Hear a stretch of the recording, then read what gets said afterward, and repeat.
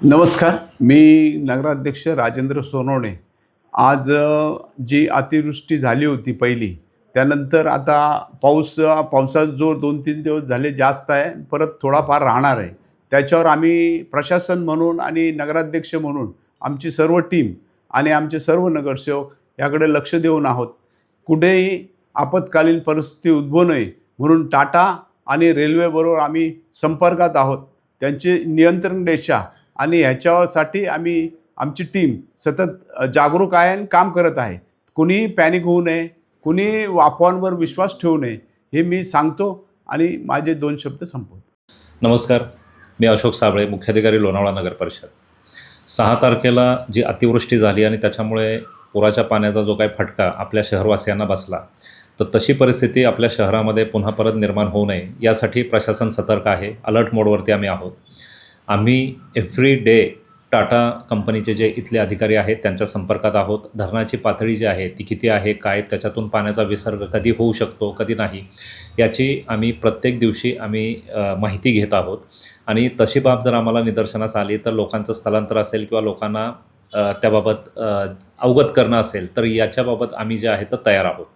दुसरी बाब अशी पण आहे त्याच्यामध्ये की जे रेस्क्यू करण्यासाठीची जी काय आवश्यक तयारी आहे तर ज्या बोटी असतील किंवा शिवदुर्गसारखी टीम आहे आपल्या नगरपरिषदेच्या हद्दीमध्ये, तर त्यांच्याशीसुद्धा आम्ही संपर्कात आहोत. प्रशासन सर्व तयारीनिशी जे उपस्थित आहे. नागरिकांनी कृपया फक्त पॅनिक होऊ नये. पावसाचं प्रमाण जास्त आहे, परंतु थोड्या वेळानंतर पाऊस पडून काही कालावधी जो मिळतो आहे त्या ब्रिदिंग टाईममध्ये बऱ्यापैकी पावसाचं पाणी जे आहे ते निघून जाण्यासाठी सुद्धा आपल्याला मदत होत आहे. मीडियाच्याद्वारे वेळोवेळी आम्ही आपल्याला जे काही इशारे आहेत किंवा ज्या आपल्याला सावधानी घ्यायची आहे तर याबाबत तर आम्ही आपल्याला अपडेट देतच राहू. फक्त अफवांवरती कोणीही विश्वास ठेवू नका.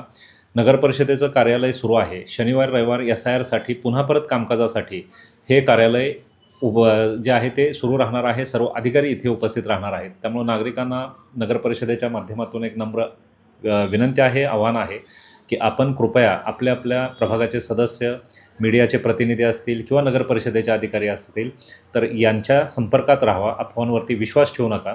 आणि पावसाच्या संदर्भात आगाऊ सूचना जर काही आपणाला द्यायच्या असतील तर ते देण्यासाठी प्रशासन तयार आणि तत्पर आहे. धन्यवाद. सर, आपत्कालीन नंबरसुद्धा जो आहे नगरपरिषदेचा तोसुद्धा सुरू आहे. तोसुद्धा आम्ही वेळोवेळी डिस्प्ले केलेला आहे. पुन्हा परत आम्ही मीडियाच्या माध्यमातून तो आपत्कालीन नंबर जो आहे तर तो डिस्क्लोज करत आहोत. कोणाही नागरिकांना कशाही स्वरूपाची जर शंका असेल तर त्या नंबरवरती आपण आमच्याशी संपर्क साधा. आम्ही त्याची त्वरित दखल घेऊ.